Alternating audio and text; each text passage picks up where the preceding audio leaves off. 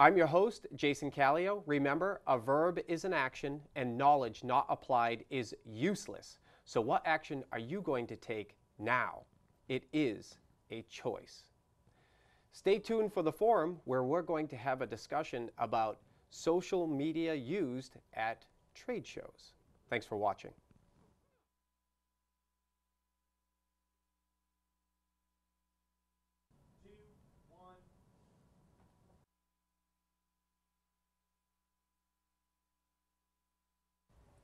Welcome to the forum. Thanks for watching. Today we're going to have a great discussion about how to use social media for trade shows. My guest today, Rob Hackinson from TMG Exhibits, formerly the Moran Group, and Laura Breer from Vision Advertising, social media expert. So when it comes to trade shows, we're always trying to stay connected with either one, existing customers that we have, or two, that we're trying to meet and become our new customers, so our prospects. How have you seen social media used at trade shows? Well, when you're thinking about a trade show, the entire idea is to give someone an experience. So social media really helps with that because, again, it allows you to be much more interactive, both before the show as well as after the show, and even during the show, really. So a lot of companies have been using social media prior to the show in order to try to drive people to their booth. Let them know what shows they're going to be at, what the booth is, make sure the booth number's there, what product they're going to be releasing, what's going on in the booth, those type of things. Also, you'll find people using it at the show, such as using Twitter and gaining everybody's Twitter name, and then instead of doing a fishbowl where you just do a giveaway, you're able to do it through Twitter. And that way, it's just a way of gaining people's information, because a lot of people, if they're on Twitter, that's how they want to be connected. Mm-hmm. So it's really just trying to reach the people the way that, in the way that they want to be reached.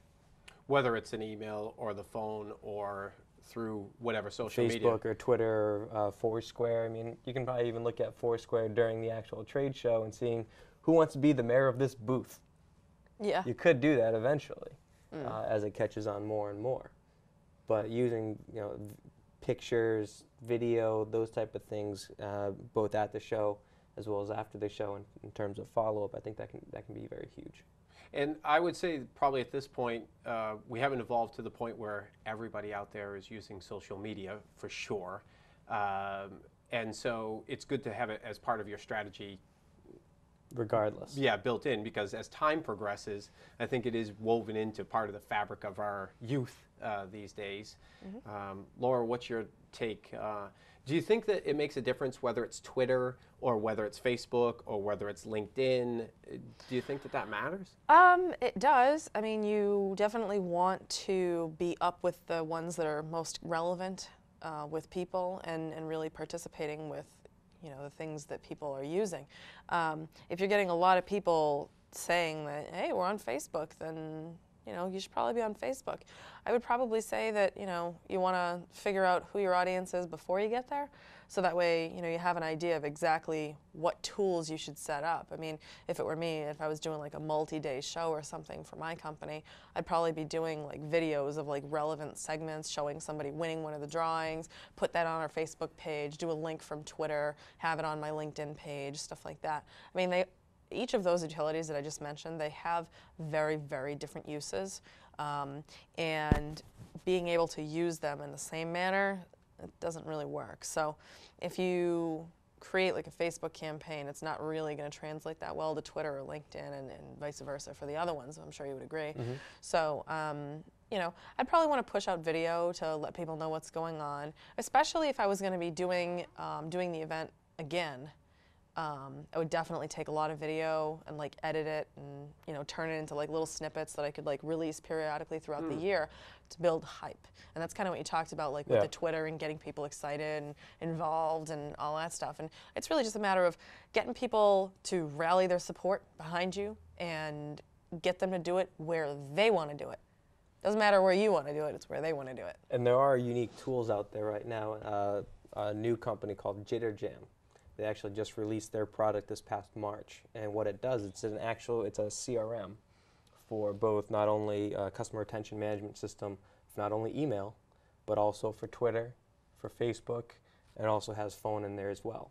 So what you can actually do is, let's say you're in a trade show booth, you can have a form where they get to check off, how do you want to be contacted? Twitter? Yes, you know what, I'm a Twitterholic. That's all I care about that. I'm not really on Facebook too much, but I'm always on Twitter. Okay, Twitter. How often do you want to be contacted? Every day, every 3 weeks, whatever it is. What information are you interested in? And they get to check off that. And now from there, you can actually build a campaign, whether it's Facebook, Twitter, email, and it will monitor all of that. Not only that, it also monitors your brand, your name, in all of the social media chat rooms. That's but wait, there's more.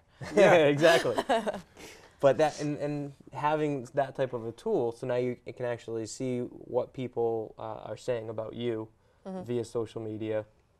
But in regards to the trade show, now without that, you can still look those things up. Oh, absolutely. Kind of the hard way. Yes. That's just a really nice aggregate tool. Exactly. Okay. So I mean, it's completely up to the people of what you're trying to do. But if you're creating a whole campaign for it, yeah, you can use other channels. It's just one of the tools that I just saw that's out there right now that could be very useful.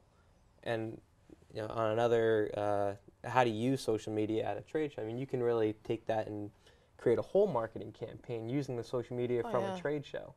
I was working with a client recently where we had them, they actually sold a product. So we had them videotape someone using the product. We sent that out to all their potential clients that were going to be going to the show and saying, here, come to the booth and use this product. Oh. So they could actually see that. Now at the show, we suggested having a camera set up there so you could actually videotape the people using it and then turn around and give you a testimonial. So now from there, now you have a testimonial of them using the Testimonials are hot, especially video. Wow. Now can you imagine this? After the show, you get an email with a clip of you using the product and your testimonial about how great the product is. Now I give that to my salesperson and say, here you go. Here's a clip, here's the lead, here's what they said about the product. Go. Nice. Easy way to follow up then from your sales guy, isn't it? Exactly. That this guy just said how great it was. He sold himself. Exactly. Yeah. Oh, okay. Hey, hi, Mr. Customer. And then that can be put on YouTube, on your website, on your Facebook. You can tweet it. I mean, it just gives you a smorgasbord of material right there from just being at a trade show. Oh yeah, you know they have WordPress plugins for like the WordPress based sites where you can have like a revolving video that'll basically pick a random one from like however many you have. So if you have like just testimonial after testimonial after testimonial, I mean, that'd be cool. Exactly. That'd be very cool. I mean, don't tell anyone. We are on TV, but don't tell anyone. I'm kind of a geek, so this is like woo! It's very exciting. You know what I mean?